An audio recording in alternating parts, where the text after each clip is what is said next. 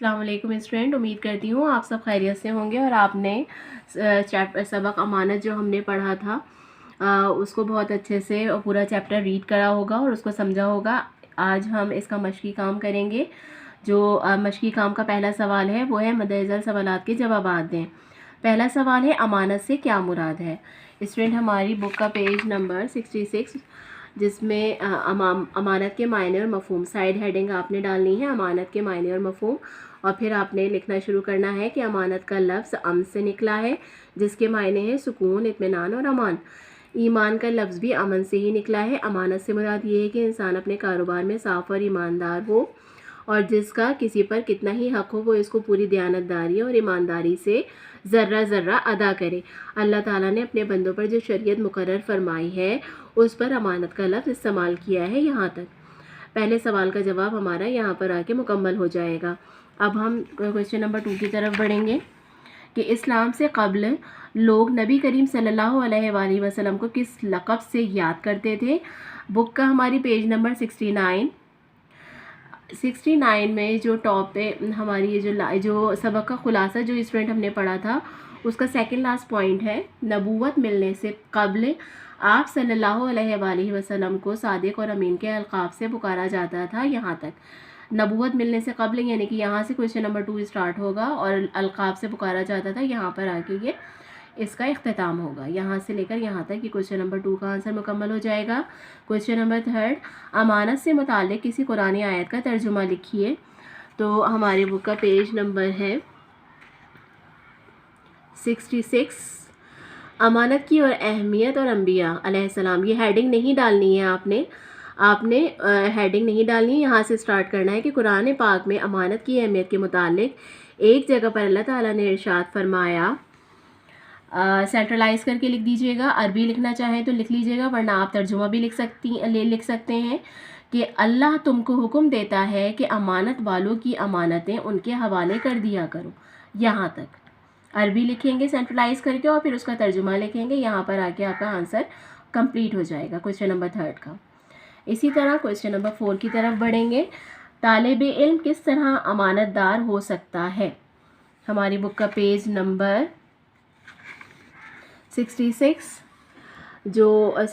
पे जो ये थर्ड पॉइंट था हमारा, यहीं से स्टार्ट लेना है कि तालिब इल्म के लिए अमानत की बहुत सी सूरतों में से एक सूरत ये भी है कि वह अपनी तालीम मेहनत के ज़रिए हासिल करे और नकल करने से अपने आप को बचाए। यहाँ तक ये थर्ड पॉइंट आपने पूरा लिख देना है।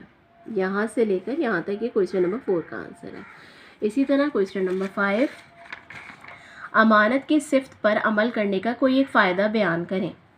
तो क्वेश्चन नंबर 5 का आंसर यहाँ पर पेज नंबर 67 सेकंड पैराग्राफ, अमानतदारी को इस यहाँ से स्टार्ट होगा कि अमानतदारी को इस्लाम ने एक आला और उम्दा सिफ़त करार दिया है और ऐसे ही लोगों के बारे में अल्लाह ताला ने इरशाद फरमाया है। तर्जुमा, और जो अमानतों और करारों को मलहूज़ रखते हैं और जो नमाज़ों की पाबंदी करते हैं यही लोग मीरास हासिल करने वाले हैं जो बहिश्त की मीरास हासिल करेंगे और इसमें हमेशा रहेंगे।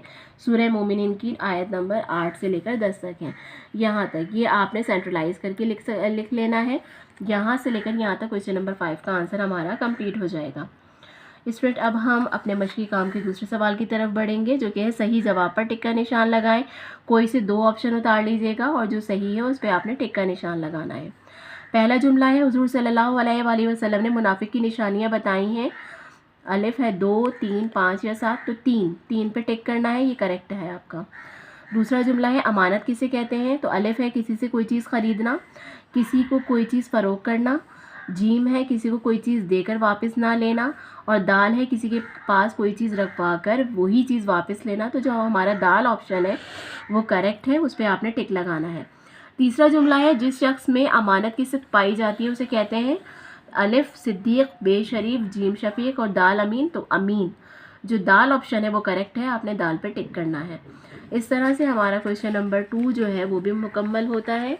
अब हम क्वेश्चन नंबर 3 की तरफ बढ़ेंगे जो कि खाली जगह पुर करने का है।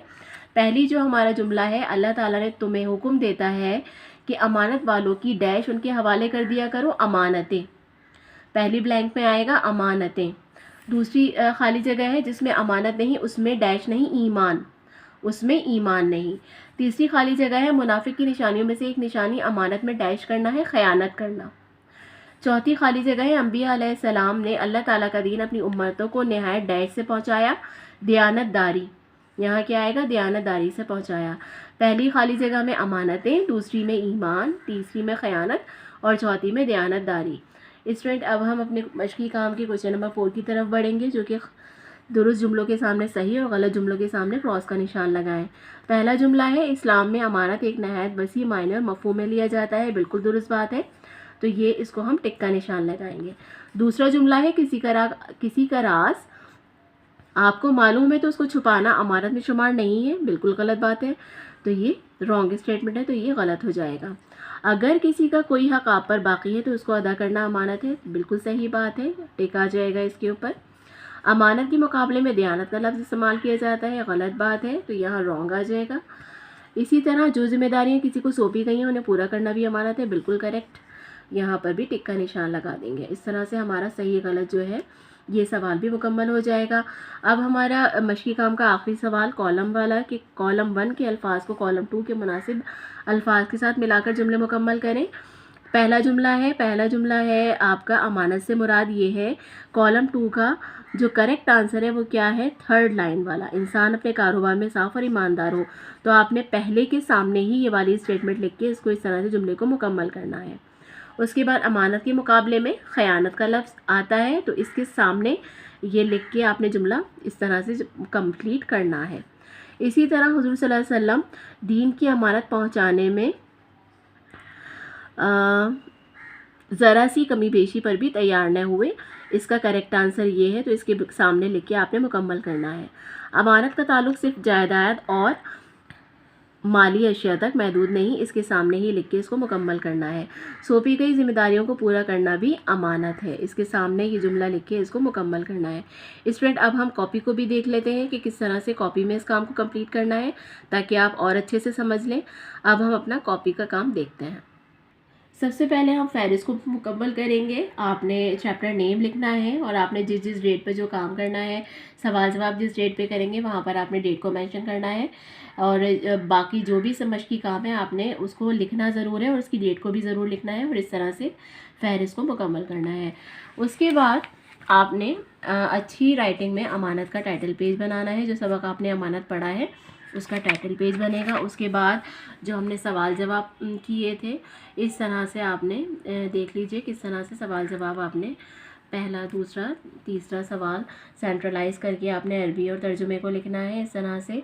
इसी तरह से क्वेश्चन नंबर 4, क्वेश्चन नंबर 5 आपने इस तरह से कॉपी में काम को करना है, तर्जुमा सेंट्रलाइज करके लिखना है। इसी तरह से सही जवाब पर टिक का निशान लगाएं। कोई से 2 ऑप्शन लिख के जो सही है उस पर टिक लगाना है। आपने इस तरह से सही गलत मुकम्मल करना है। सही गलत निशान वाला सवाल जो क्वेश्चन नंबर 2 है वो मुकम्मल करना है।